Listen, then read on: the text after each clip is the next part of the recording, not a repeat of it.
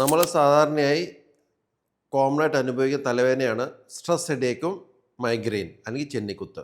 മൈഗ്രെയിനും stress ഹെഡേക്കും എങ്ങനെ തിരിച്ചറിയാം? ഞാൻ ഡോക്ടർ അരുണോമൻ, ന്യൂറോ സർജനാണ്.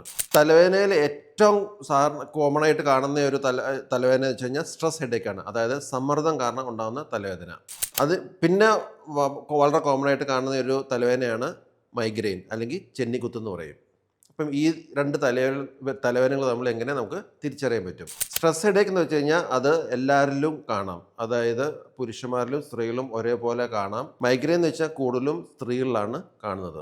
പിന്നെ സ്ട്രെസ് ഹെഡേക്കിൻ്റെ പ്രത്യേകത വെച്ച് കഴിഞ്ഞാൽ അത് തലയിൽ ഒരുമാതിരി തല ഇറുക്കി പിടിക്കുന്ന ഒരു ഫീലിംഗ് ആണ്. അതായത് തലയിൽ ഇങ്ങനെ നമുക്കൊരു തുണി വെച്ച് കെട്ടി വെക്കാനൊക്കെ തോന്നും, അല്ലെങ്കിൽ ഇറുക്കി പിടിക്കുന്ന ഒരു ഫീലിംഗ് ആണ്. അത് എന്തെങ്കിലുമൊക്കെ വളരെയധികം സമ്മർദ്ദത്തിലൂടെ പോകുമ്പോൾ, ടെൻഷൻ അടിക്കുമ്പോൾ, അല്ലെങ്കിൽ ഉറക്കമില്ലാതെ ജോലി ചെയ്യുമ്പോൾ, അല്ലെങ്കിൽ ദൂരെ യാത്ര ചെയ്യുമ്പോൾ, അങ്ങനെയൊക്കെ വരുമ്പോൾ ഉണ്ടാകുന്ന ഒരു തലവേദനയാണ് സ്ട്രെസ് ഹെഡേക്ക്. ചെന്നിക്കുത്തിൻ്റെ പ്രത്യേകത വെച്ച് കഴിഞ്ഞാൽ അത് നമ്മുടെ തലയുടെ മിക്കവാറും ഒരു ഭാഗത്തായിരിക്കും അത് വരുന്നത്.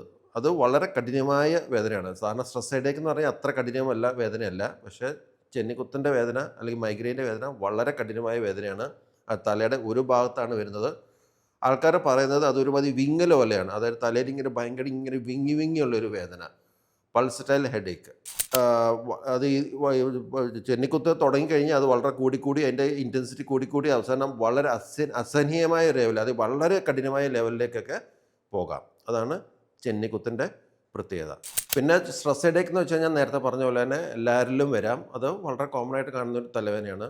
മൈഗ്രെയിൻ അല്ലെങ്കിൽ ചെന്നിക്കുത്ത് എന്ന് വെച്ച് കഴിഞ്ഞാൽ അത് കുടുംബങ്ങളിൽ, അതായത് നമുക്ക് മദേഴ്സിന്, എസ്പെഷ്യലി നമ്മുടെ അമ്മമാർക്ക് ഉണ്ടെങ്കിൽ നമുക്കത് വരാനുള്ള സാധ്യത കൂടുതലാണ്. അത് കുറച്ച് പാരമ്പര്യമായിട്ടും വേണമെങ്കിൽ വരാം. അതൊരു ന്യൂറോ വാസ്കുലർ ഫിനോമിനൻ ആണ്.